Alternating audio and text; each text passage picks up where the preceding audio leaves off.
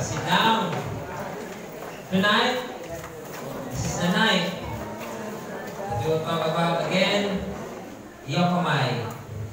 Yokomai. So before we go further, let us all together recite our memory verse. Ready? Go!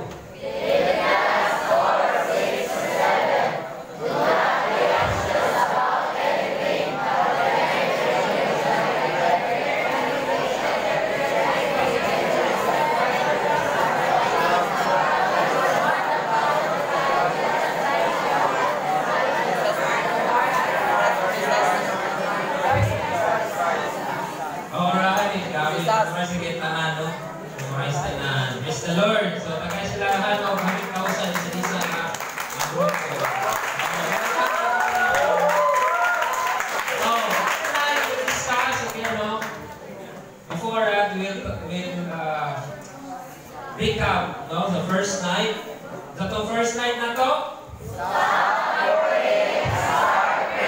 Alright. So, bigyan na ng malimtan. Tomorrow is the greatest tip of joy. God knows our needs, desires, and future. He promised that His presence is always with us and He will handle all our fears. Second night, sa ito? Depend on? Alright. Once again, depend on? Prayer is talking with God and knowing His will. We need to pray for our family, relatives, friends, our pastors, leaders, government officials, brothers, sisters who are physically and spiritually sick, and last, ourselves. The right approach in prayer must be real, be ready, and be revealing. Tonight, we'll talk about the peace of God. Alright, peace of God. Peace of God. What do you mean about peace? Sa old language, it's shalom, diba? Shalom means completeness, wholeness, tibok aspect sa tao, you have peace. When you say peace of God, ika na sa Ginoo. Ika na siya. Wala kita'y peace. From the beginning, we are enemies of God. But now, we are friends of God. And we have that peace inside of us. Anong peace na dili na siya mapalit. Dili na magbase ang peace sa imong palibot. Within na sa imong manakay peace sa Ginoo. Kung basahon ninyo ang inyong mga text sa verse 7, ano yung Bible? Makipag-click niya sa verse 7, dili sa identity ako basahon. Then you will experience peace of God, which exceeds anything we can understand. And His peace will guard your hearts and minds as you live in Christ. So exceeds anything. Means beyond your comprehension. Dili ka makasabot na peace. Peace na beyond. Imagination mo, manalay peace. Kaya tanaw mo siya palibot, malay peace. Exceeds, we can understand, and His peace will guard your hearts and minds as you live in Christ Jesus. Nowadays, in our society, it is hard to find peace. Where we heard in our news, there's a war fighting nation to nation. Increases in our inflation rate causes all our basic needs to rise. Its prices from food, clothing, and shelter. Napuyapan, broken families. Even sa atong convention, Southern Baptist, napuy walay peace. But even in the church, leaders to leaders, pastors to members, walay peace kung wala si Kristo.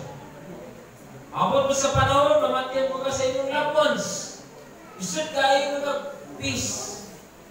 Shalom, igsoon. Ito pag peace, napatay ganit. Or is it peace? No? Lahat mo ng peace. Nag-grieve ang tao. Inali mo peace, my brother. Napaiban, abot sa panahon na naipil sa ospital.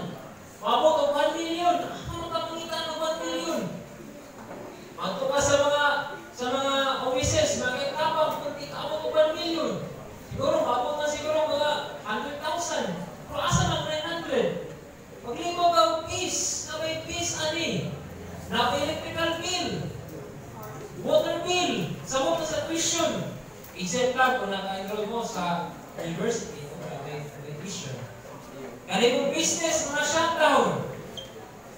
O ang leader na corrupt pag yun, may magdaot sa lugar, sa company.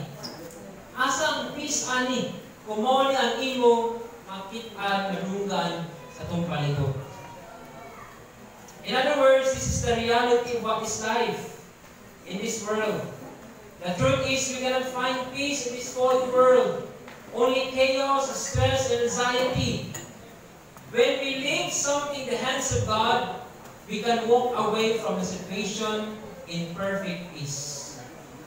Kung imong itupyan ang sa kamot sa Ginoo, ano mga sitwasyon, you will experience the perfect peace. What ni Jesus, kung yung Bible, sa John 14:57, uniya, I'm leaving you with a gift of peace of mind and heart. And the peace I give is a gift the world cannot give. So don't be troubled or afraid. Jesus gives you a peace. Peace. Alinaw. Shalom. But sometimes we choose not to have peace. Chaos ang atong ganahan. Instead, we are the peacemaker. Nahimo na mga troublemaker. Isa may troublemaker sa school. Isa ito siya mabuli. Ay, ikaw. Dili ka peacemaker. Dili ka anak sa Ginoo. Kung troublemaker ka. We are called to be a peacemaker. Having peace of God protects your mind and heart from being anxious or worried. Nakita ninyo sa context dalihan ng word na guard? No? It guards. Masabot tayo nagbantay yung mga peace of God. Yung mabot sa panahon ng chaos, stress, anxiety, dili ka matroubled. Dili ka mahadlok. In a peace of God, nag-guard sa imuha to prevent anxiety and worry. Only the peace of God will find rest and hope in Christ alone. Nangutan ako sa myself, yun sa man ni Pablo, na nasa peace sa panahon na siya gipriso. And again, I read the book of the Philippians, and then God, nakita na ko today, God impressed me some of the phrases ani sa book of Philippians. Then akong i-summarize, i-paraphrase, ang nakakong sila, Paul found peace in his intimacy with God. Paul found peace in his intimacy with God. Kailangan kailangan na relasyon sa Ginoo bago ka maka-experience of peace. Dili sa imong relasyon sa imong uyab na kay peace. You know? Broken lang na siya. Broken. Kanta na, no? Broken pieces. Ano na? Ano kanta yung broken pieces? Oh. Broken vessels? No? Biyakan na ka na. Huwag mong ikit peace. Pero ang Kristo, peace ka ikaw ang biyak. Tawagan niya po. And you will have peace. You will have peace. Second, Paul found peace in the midst of his imprisonment when the believers of Philippians prayed for him. Diretso ng kasawa ng Diyos.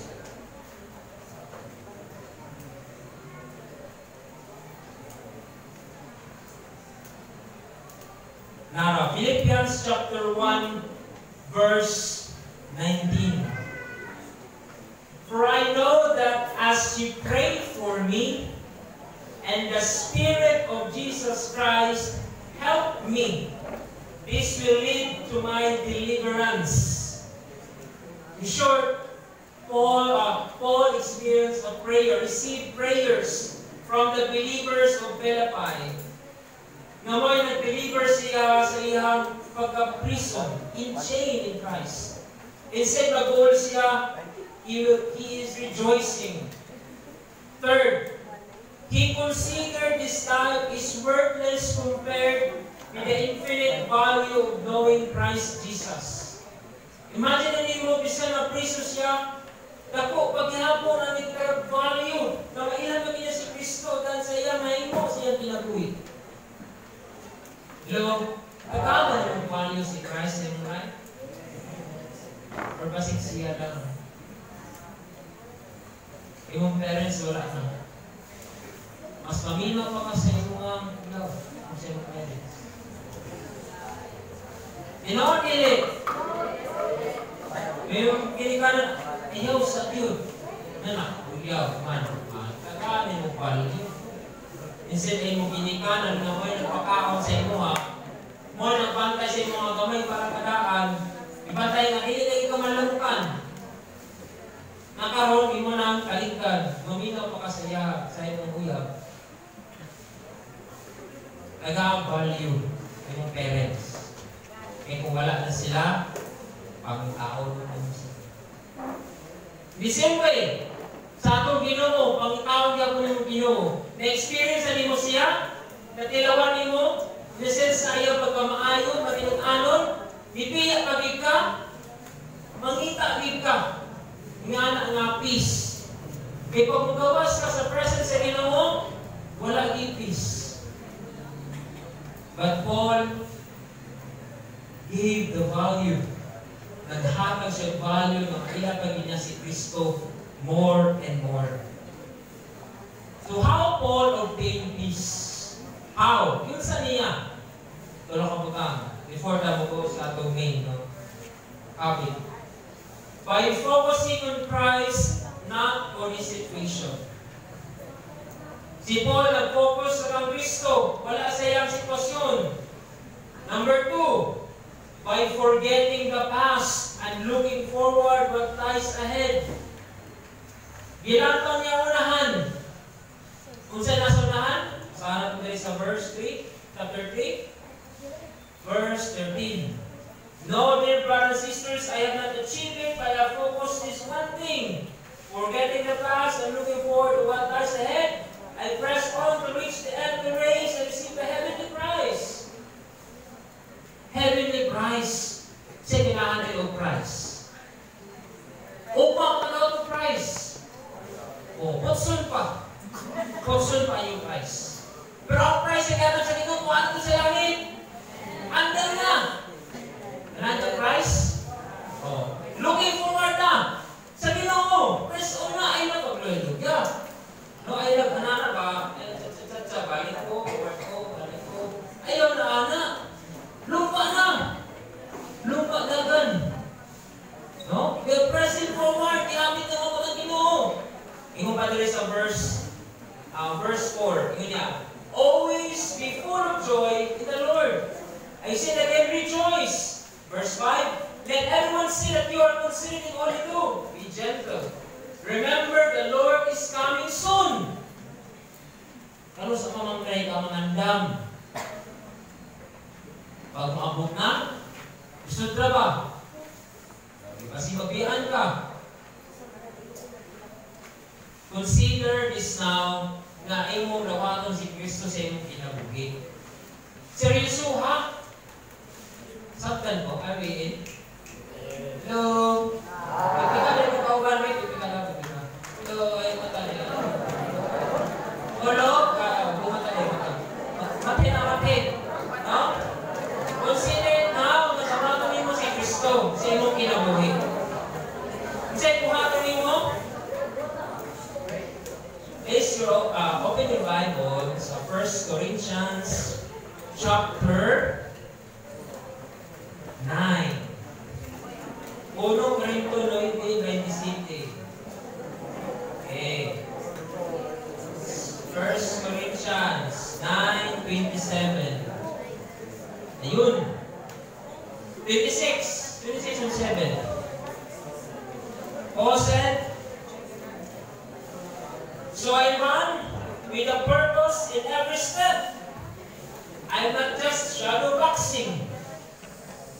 I discipline my body like an athlete, training it to do what I should. Otherwise, I fear that after preaching to others, I myself will be disqualified. As young as you are, desire na makilala ko ang Kristo. Pastor, gusto ko makabalo sa pag-share sa tulong sa Ginoo. Hello? Isa nakakrive na nakashare o tulong sa Ginoo sa iyang classmate. Asa ka mo, sinaka-share na. Isa, ano ka?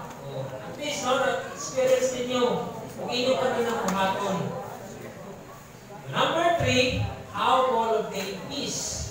By fixing his thoughts that are excellent and worthy of praise. Nasa verse 9. Chapter 4, verse 9. Keep putting in 8, guys, sorry. And now, dear brothers and sisters, one final thing. Fix your thoughts what is true, honorable, and right, pure, lovely, and admirable. Think about things that are excellent and worthy of praise. Imagine niyo mo si Paul na sa imprisonment, sa prison, yung ibuhat is to think excellent and worthy of praise. Sa panahon ba nag-listen ka sa iyong pag-study, you ask God to help you. Sa iyong pong decision making, Lord, tubagon ba na ako ni siya? Sweet na, oo. Nanayo pa ba sa Ginoo, anak, o wisdom or guidance? Hello? Nag-pray ba ka, anak? If you think excellent and worthy of praise, gini ba siya panahon, ayaw sa yun. Ayaw sa kay maghubot yun ang imong na. Sa unsaon ni mo, kaya din ako na siya sa school, makailang din sa Ginoo, share na ako na siya gospel. Kasi ikaw ang nagira. Hello, nasaktan? Siguro, ako lang, excited ka na ako kamay, no? For the rest, kadaghanan. Can I have an volunteer? Right? Boy, kani may mga morning pinumuskan sa Martin SPC.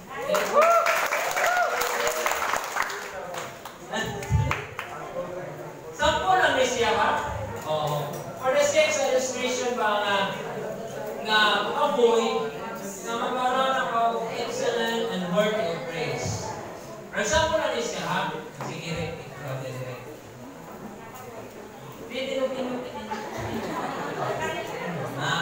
For example lang ni siya ha? Si Ricky, ang babae. Example lang.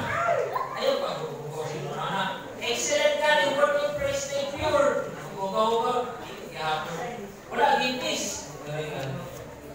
Si Ekoy, usa ka ang believer. Oh. Magwapo na ito na nitson. Oh. Oh. It's the Lord, no? Oh. Si Ekoy, unbeliever. Si Rick, believer. Oh, kasi may tabo kung iyang masa ba niya si Ekoy? Asa daw Rick, si Ekoy. Ay, hindi na masa. Oh, naguglaw si Macho man. Oh, pero balik ka na to. Si Ekoy kung pera kang Rick. Wala na. Gubot ang may tabo.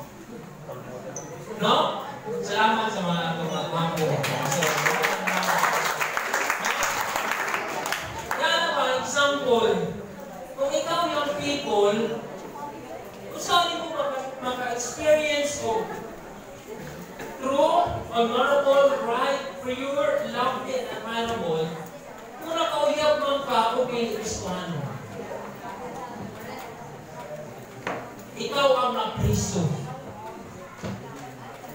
Di na naka-equaliyok. Di equaliyok pagigka. Okay. Maabot sa panahon nga, anxiety. Anxious kayo ka. So, mga na siya ikso, no? Tuno ka butaw. How Paul obtained peace by focusing on Christ of the situation, by forgetting the past and looking forward as ahead, by fixing his thoughts that are excellent and worthy of praise. So, when we say peace, there is harmony. Peace after the removal of all disturbing elements. Diba? First night, nag-explain ako worry. Kaya ito meaning sa worry? When outside, restrain you. Kung ano mga putang na nagapugong sa imuha, scandal, nag-hold back stuck sa inyo, dili ka move forward. Muna may tabo sa ato kadri sa church. Kunay nagapupong, may mahitabo nga bubo. Pero kitagaan ta, diri sa atong pulong sa Dios, unsaon to have harmony. Pag-ibakli sa inyong Book of Philippi, chapter 2, verse 1 and 2. Basahan na to. Is there any encouragement from belonging to Christ? Pag-i-appreciate yung po, Bible, Philippians chapter 2, verse 1 and 2. Philippians chapter 2, verse 1 and 2. Alright. Is there any encouragement from belonging to Christ? Any comfort from His love? In fellowship together the Spirit? Are your hearts tender and compassionate? Then make me truly happy by agreeing wholeheartedly with each other by what? Loving one another and working together with one mind and purpose. Muna maka-experience yung peace. Kung wala'y peace, na peace agreement. Disagreement o pili kung ka magtrabaho o mag-iuban sa mga kauban nimo. Kaya dili mo usa ka huna-huna kung kayo usa ka purpose. Hello? Isa may church, tara na yung hangin, simbahan na yung problema.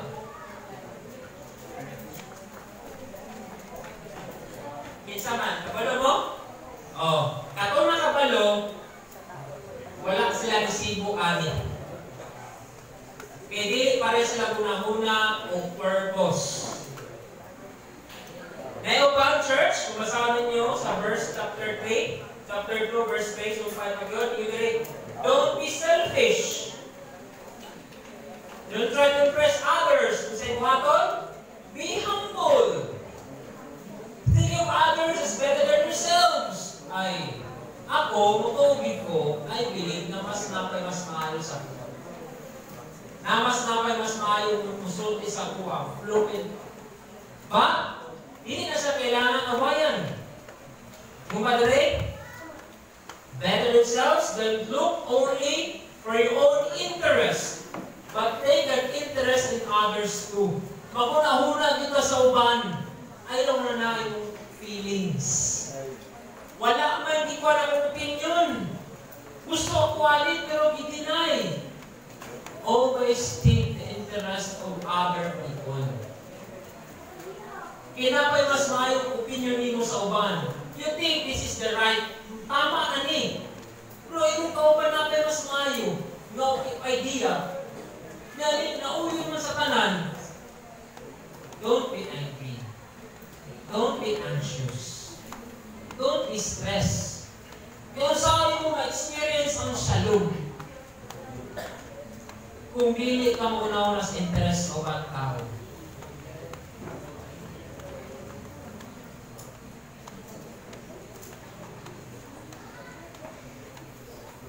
Ilan mo kauban, in Christ I have found peace. Ilan mo kata? In Christ I have found peace. Ayaw na, I have found you. Ayaw, kompleto ha. Kompleto ha, isa exalted. In Christ, ha? Kasi pagpipili ko na lang I found you. Ayaw, I found you. Siya na yun. Ayos na. In the right time, ha? In the right time. In Christ, I have found peace. As we read sa verse 4 to 9, ay mga components niya ato i-consider before ka makakuha ng peace of God.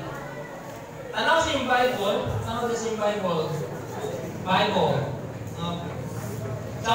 Verse 4, chapter 4, verse 9 to 4 to 9. Ako lang i-pick, basahan sa mga verse 4 to 9. May mga components before you consider peace of God. First is rejoice. Verse 4. Sabi sa inyong tipakasulti, always be full of joy in the Lord. Again, I say, rejoice. Number 2, be gentle. When you say gentle, you are considering to others. Kung ano na pag-interest sa mga tao, within your surrounding, despite of mga tao na toxic o difficult to love, tama ba na? Daghan? No, na difficult to love, no? Imo kapikas, difficult to love. First week. Sweet ka na karon. Pagsunod, wala, difficult na na. No? Be gentle. Be gentle. Number 3, do not be anxious. Diba, like first night, akong gisulti sa inyo, it's an ongoing process. Gisulti nga, di ka mabalaka. Do not be anxious. Number 4, last night, depend on prayer and be thankful. Number 4, give thanks. You knew God will take care of all your needs. We need to trust and put our hope in Him. Number 5, ang buhaton nimo is to pray. In order to obtain peace of God, we need to ask from God. Then His peace will dwell within you, with your mind and heart. Ingon sa verse 7, and you will experience God's peace. Dito tayo yung pagkahanay ni Paul, servant of God, before they kumakaagi sa peace of God, did experience to rejoice in the Lord. Be gentle. Do not be anxious. Give thanks and pray. And you will experience God's peace. Ingon sa Thessalonica 3:16, now may the Lord of peace Himself continually grant you peace in every circumstance. The Lord be with you all. Minut kayo, no? Mo po ang benediction ni Pablo sa itong mga kauban, ang mga gustuhan, mga believers of the Church of Thessalonica. May the Lord of peace Himself continually, kanan ka of peace na continually, sige, na peace, walay putol. In every circumstance, dapat na may peace. May peace. There tulog a great aspect of peace that relates to our God. Peace from God, it reminds us that our peace comes to us as a gift from God. So, ang peace, ika na sa Ginoo. Ano? Sa gift. Hello? Ay, sa pagko. Chika. Hello? Opo, sa ka. Adiot, kamay na lang din eh. Kaya mamo ka sa inyong kuwarto niya. No? Hindi sa ka. Ha? Hindi sa ka. Hello? No? Kung sa school, mag-inaw yun, kinay-grado. Kung sa church, mag-grado, yun na. Ang ginoo raw ba ng yung gato ang diri, kaya ka. So, focus sa natin. Ano? Sige. Number 2, peace with God through the finished work of Jesus Christ. So, natin peace with God na makay si Kristo. Sa una, we are sinners. Pero we are friend of God na. So, we have peace with God. Sa ibuhat ni Kristo sa cross. The last, makita natin sa verse na atong verse, the peace of God, beyond all mind, beyond our power of thinking. Beyond. Kaya nga ito, once sila anxious, di ba? Divided mind ka. Wala kay peace. But if you have the peace of God, yun, beyond understanding. Beyond sa imong pinahuna karon. Beyond sa imong control. Dili mo control sa surrounding. Pero kung nakay peace sa Lord, you can have peace with Him. So there are three things where we can obtain peace in our relationship with God. As I pondered sa aning book of Philippians, na ito lang ang butang God revealed for tonight. Una, peace comes from living in Christ.